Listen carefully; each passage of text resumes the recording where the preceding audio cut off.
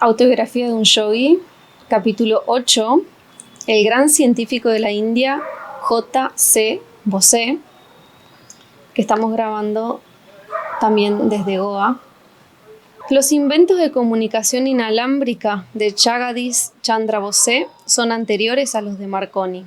Al oír por casualidad esta provocativa aserción, me acerqué a un grupo de profesores que caminaban por la acera sumidos en una discusión científica. Si lo que me motivó a unirme a ellos fue orgullo de raza, lo lamento. Pero no puedo negar mi vivo interés en asegurar que la India puede jugar un papel destacado en asuntos de física y no únicamente en los de metafísica. ¿Qué quiere decir con eso, señor?, pregunté. Bose fue el primero en inventar el enlace inalámbrico y un instrumento para indicar la refracción de las ondas eléctricas, me explicó amablemente el profesor. Pero el científico hindú no explotó comercialmente sus inventos. Pronto desvió su atención del mundo inorgánico al orgánico. Sus revolucionarios descubrimientos, como fisiólogo botánico, están sobrepasando incluso sus innovadores logros como físico. Yo manifesté cortésmente mi agradecimiento a mi mentor, quien agregó: ese gran científico es mi colega, profesor como yo en el Presidency College. Al día siguiente visité al sabio que vivía cerca de mi casa. Yo le admiraba desde hacía mucho tiempo, pero no había tenido el gusto de conocerle personalmente. El grave y austero botánico me dio la bienvenida. Era un hombre robusto y de agradable aspecto a sus 50 años, de abundante cabellera, frente ancha y abstraídos ojos de soñador. La exactitud que daba a sus palabras revelaba el hábito de una larga vida consagrada a la ciencia. Acabo de regresar de una visita hecha a las sociedades científicas de Occidente. Sus miembros manifestaron gran interés por los delicados instrumentos de mi invención, que demuestran la indivisible unidad de toda vida. El crescógrafo de Bose aumenta la enormidad de 10 millones de veces. El microscopio aumenta solo unos cuantos miles de veces y, sin embargo, dio un ímpetu vital en la ciencia biológica. El crescógrafo abre incalculables horizontes.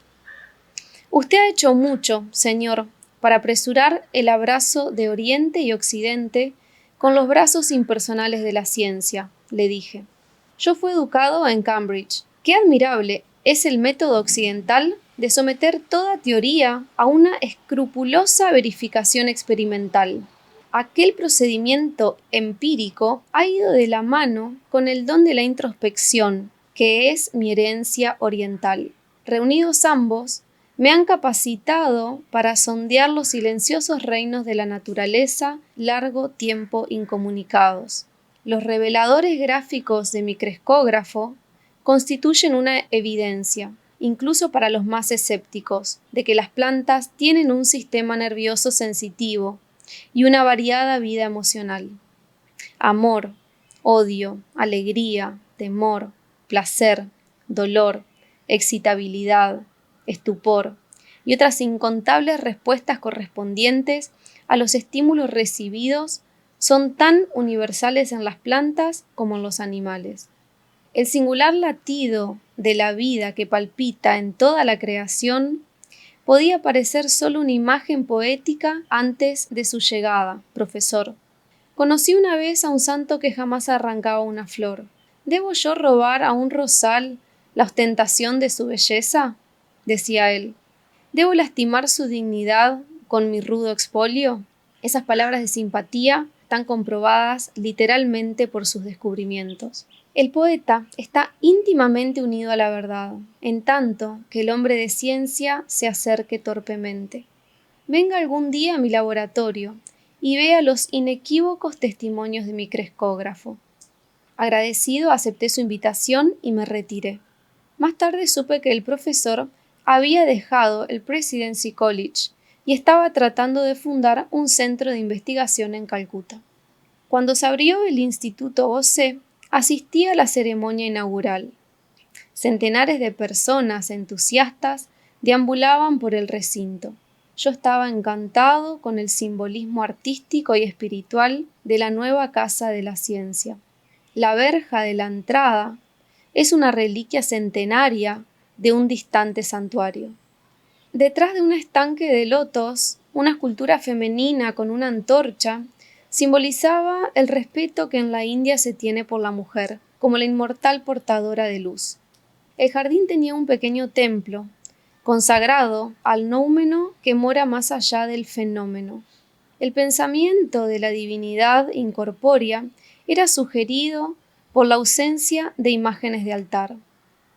El discurso de Bosé en este magnífico acontecimiento pudo haber salido de los labios de alguno de los antiguos rishis. Dedico hoy este instituto no como un simple laboratorio, sino como un templo.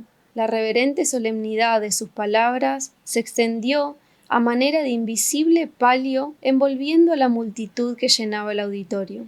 En la prosecución de mis investigaciones fui conducido inconscientemente a la región fronteriza entre la física y la fisiología. Con asombro encontré que las líneas limítrofes se desvanecían y surgían puntos de contacto entre los reinos de lo que tiene vida y lo que no la tiene. Constaté que la materia inorgánica no tenía nada de inerte y que se estremecía bajo la acción de innumerables fuerzas. Una reacción universal parece colocar bajo una ley común a los metales, las plantas y los animales.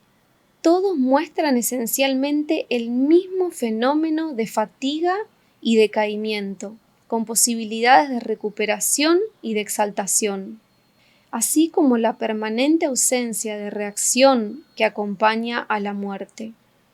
Lleno de reverente asombro ante esta estupenda generalización, anuncié con gran esperanza mi resultado ante la Royal Society, resultados demostrados por medio de experimentos. Pero los fisiólogos que se hallaban presentes me recomendaron que limitara mis esfuerzos a las investigaciones en física, en las que ya había tenido éxito, en vez de traspasar los límites de sus propios campos. Sin darme cuenta, me había introducido en los dominios de un sistema de castas poco conocido para mí, ofendiendo con ello su etiqueta. También hizo acto de presencia una inconsciente predisposición teológica que confunde la ignorancia con la fe. Se olvida a menudo que quien nos ha rodeado con el perenne misterio evolutivo de la creación ha implantado también en nosotros el deseo de preguntar y de comprender. A lo largo de muchos años de ser objeto de la incomprensión de los demás, llegué a entender que la vida de un devoto de la ciencia está inevitablemente llena de interminables luchas. El verdadero científico tiene que moldear su vida como una ardiente ofrenda, considerando pérdida y ganancia, éxito y fracaso, como una sola cosa. Con el tiempo, las principales sociedades científicas del mundo aceptaron mis teorías y sus resultados, y reconocieron la importancia de la contribución de la India a la ciencia. ¿Puede cualquier cosa pequeña o circunscrita satisfacer jamás la mente de la India? Por una continua tradición viva y un poder vital de rejuvenecimiento, esta tierra se ha reajustado a sí misma mediante innumerables transformaciones. Siempre ha habido indios que, deponiendo el premio inmediato y absorbente del momento, han buscado la realización de los más elevados ideales de la vida, no mediante la pasiva renunciación, sino con la lucha activa. Los débiles que han rehusado el conflicto nada han adquirido y no han tenido que renunciar a nada.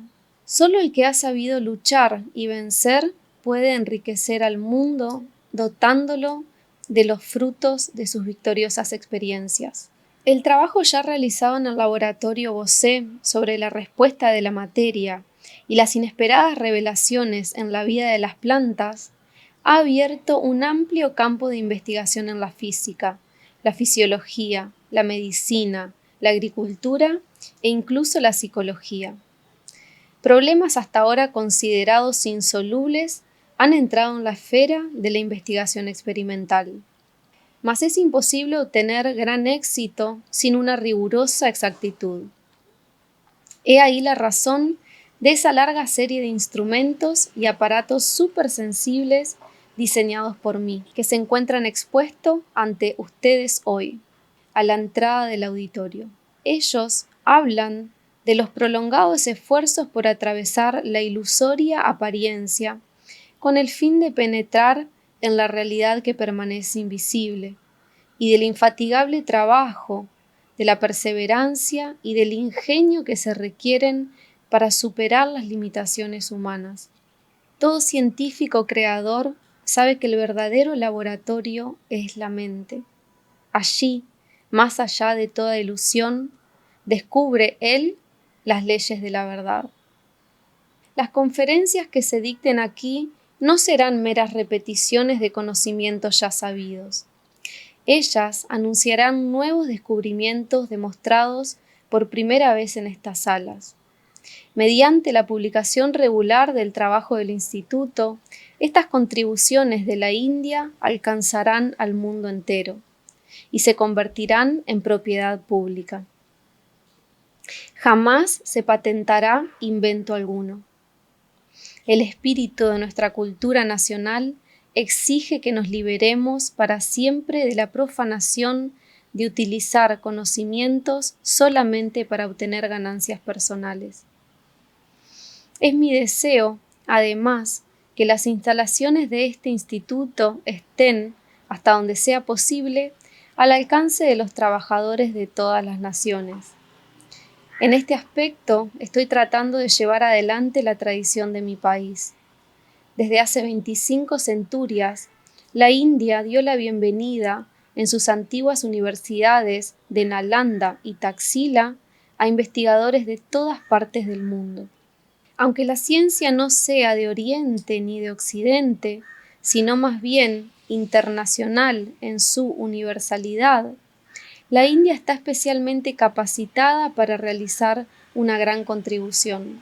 La ardiente imaginación india, capaz de crear un nuevo orden de un conjunto de hechos aparentemente contradictorios, es controlada por el hábito de la concentración.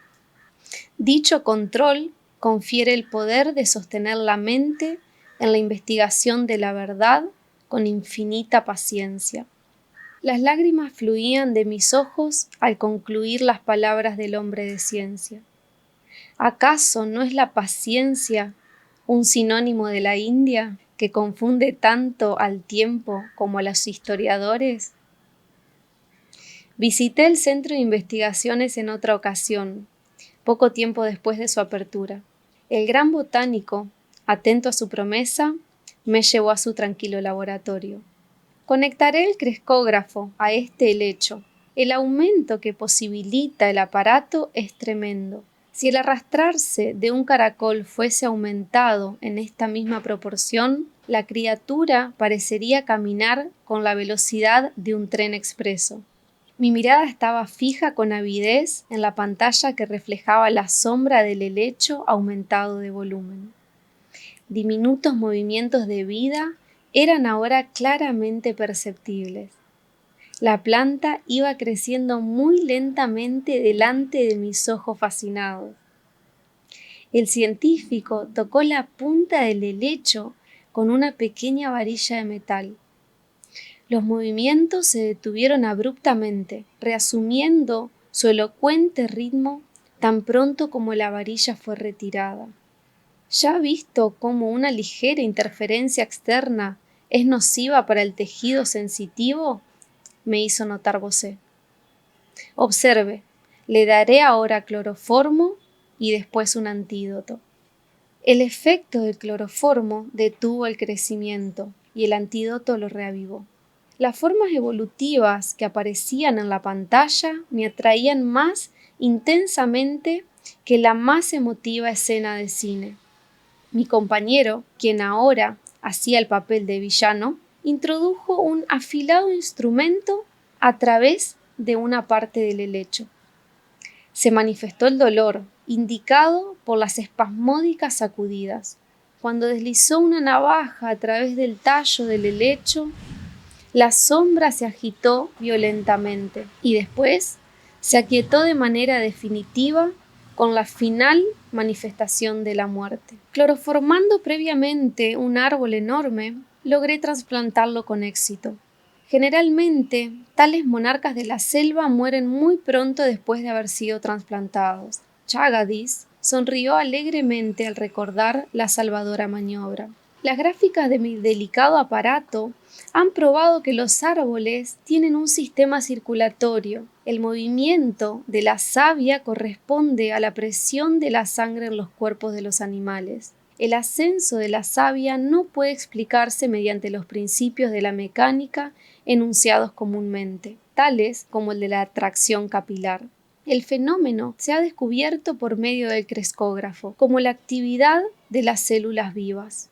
Las ondas peristálticas nacen de un tubo cilíndrico que se extiende a lo largo del árbol y sirve como corazón. Cuanto más profundizamos en nuestra percepción, tanto más notable se hace la evidencia de un plan uniforme que liga cada forma en las manifestaciones de la naturaleza. El gran científico señaló otro instrumento Bose. Le mostraré ahora unos experimentos en una pieza de estaño. La energía vital en los metales responde adversa o benéficamente al estímulo. Las marcas en el gráfico registrarán las diferentes reacciones. Profundamente absorto, observé la gráfica que registraba las ondas características de la estructura atómica. Cuando el profesor aplicó cloroformo al estaño, las ondas se detuvieron. Volvieron a comenzar a medida que el metal lentamente adquiría su estado normal. Mi compañero colocó un veneno químico, al mismo tiempo que se producía el temblor final de la lata. La aguja escribió dramáticamente en el gráfico la noticia de su muerte. Los instrumentos Bose han demostrado, dijo el científico, que los metales, como el acero de las tijeras y de la maquinaria, están sujetos a la fatiga y vuelven a adquirir su eficiencia tras un periodo de descanso. El pulso de la vida en los metales resulta gravemente lesionado o incluso se extingue del todo mediante la aplicación de corrientes eléctricas o de grandes presiones. Lancé una mirada alrededor del cuarto y observé los numerosos inventos, testimonios elocuentes de una incansable ingeniosidad. Señor, es lamentable que el desarrollo de la agricultura en masa no progrese con mayor celeridad por medio del empleo más extenso de sus maravillosos mecanismos. ¿No sería posible hacer uso de ellos en diligentes experimentos de laboratorio para investigar la influencia de diversos tipos de abonos en el crecimiento de las plantas? Está usted en lo cierto, me contestó. Los instrumentos Bose tendrán incontables usos para las futuras generaciones. Los hombres de ciencia rara vez reciben la recompensa de sus contemporáneos. Les basta poseer el gozo del servicio creador. Me despedí con muestras de inmensa gratitud al incansable sabio. ¿Podrá la sorprendente fertilidad de este genio agotarse alguna vez? Pensé. Ninguna disminución llegó con los años, habiendo inventado posteriormente un intrincado instrumento, el cardiógrafo resonante. Bose continuó haciendo amplias investigaciones en innumerables plantas de la India. Así se descubrió una enorme e insospechada farmacopea de útiles medicamentos. El cardiógrafo está construido con infalible precisión por la cual se indica hasta una centésima de segundo en la gráfica. Los registros resonantes miden pulsaciones infinitesimales en la estructura vegetal, animal o humana. El gran botánico predijo que el empleo de su cardiógrafo conduciría a practicar la vivisección en las plantas, en lugar de hacerlo en los animales. Comparando los registros de los efectos de una medicina administrada simultáneamente a una planta y a un animal, se ha demostrado una asombrosa unanimidad en el resultado, anotó él. Cada constituyente del ser humano ha sido prefigurado en la planta. La experimentación en los vegetales contribuirá a disminuir los sufrimientos del hombre y de los animales. Años más tarde, los pioneros descubrimientos de Bosé sobre las plantas fueron corroborados por otros científicos. Los trabajos realizados en 1938 en la Universidad de Columbia fueron publicados por The New York Times, como sigue. Durante los últimos años se ha comprobado que cuando los nervios transmiten mensajes entre el cerebro y otras partes del cuerpo, se generan diminutos impulsos eléctricos. Estos impulsos han sido medidos por el delicado galvanómetro y aumentados millones de veces por los amplificadores modernos. Hasta ahora no se ha encontrado ningún método satisfactorio para estudiar el paso de los impulsos a lo largo de fibras nerviosas de los animales vivos o del hombre, a causa de la gran velocidad con que circulan dichos impulsos. Los doctores K.S. Cole y H.J. Curtis han informado haber descubierto que las largas células individuales de la planta de agua dulce llamada nitela, empleada frecuentemente en las peceras, son virtualmente idénticas a las de una fibra nerviosa simple. Más aún, han encontrado que las fibras de nitela, al ser excitadas, propagan ondas eléctricas que en todo sentido se asemejan, a excepción de su velocidad, a las fibras nerviosas de los animales y el hombre. Se encontró que el impulso eléctrico nervioso en la planta era mucho más lento que en los animales. Los investigadores de la Universidad de Columbia aprovecharon este descubrimiento para filmar a cámara lenta la transmisión de los impulsos eléctricos en los nervios. La planta nitela vendrá a ser así como una especie de piedra de Rosetta para descifrar los secretos profundamente guardados en la zona fronteriza de la mente y la materia. El poeta Rabindranath Tagore fue un fiel amigo del idealista científico de la India. Para Bosé fueron escritas por el dulce cantor bengalí las siguientes líneas: «Oh eremita, haz un llamamiento con las auténticas palabras de aquel antiguo himno llamado Sama. Levántate, despierta, llama al hombre que se vanagloria con su erudición yástrica, de sus pedantes discusiones, inútiles e infructuosas. Llama a ese insensato y jactancioso para que se salga frente a la naturaleza, en esta amplia tierra, y envía esta convocatoria a las congregaciones de eruditos. Juntos, alrededor del fuego sagrado, deja que todos se reúnan. Pueda así nuestra India, nuestra antigua tierra, volver en sí una vez más, para regresar al trabajo firme, al deber y a la devoción, y a su trance de sincera meditación.